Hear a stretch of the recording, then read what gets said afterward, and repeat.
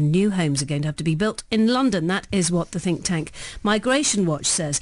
It claims the capital's immigrant population is going to grow by more than 1 million and is putting huge pressure on housing supply as well as displacing people from London. The chief executive, Matt Pollard, joins us now. Good morning to you, Matt. Good morning. What do you base those figures on? Yeah, absolutely. Those figures you've just quoted are on the Office of National Statistics population projections for London, where they've just looked at what's happened recently and rolled it forward. Well, if we go and look at London, London's population has grown really rapidly since the turn of a decade. It's increased by over 1 million people, and that's all down to immigration. So the UK-born population hasn't moved at all.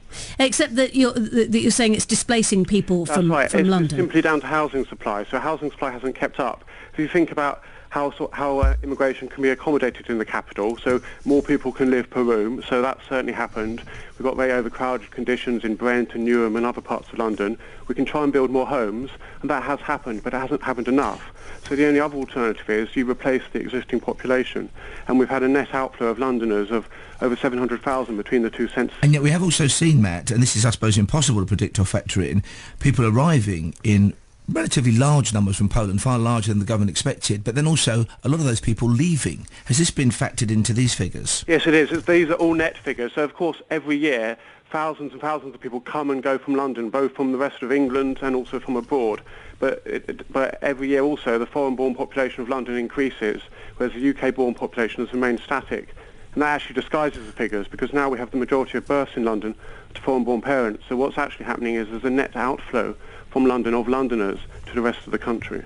Hasn't that always happened, though? I mean, my nan was born in Bethnal Green, she moved to Leytonstone, then Upminster, and then she ended her days in Frinton. There's always been that kind of, if you like, London diaspora. There has, but so up until around about 1980, it was the policy of London to rehouse people from the centre of town. So if we go all the way back to Victorian times, we had very overcrowded slum conditions, and since then they've been trying to sort of demolish the worst housing and push people out. So that certainly happened, and after the Second World War you had the new towns of Stevenage and other places in Berkshire. But that policy came to an end really in about 1980, but yet still the population of London has left.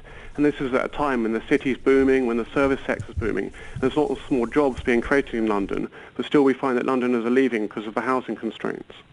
Just checking.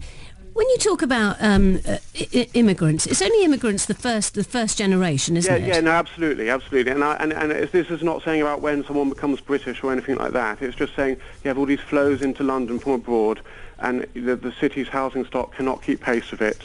The mayor is trying. He's trying to more than double the housing going forward, but even that's not going to be enough.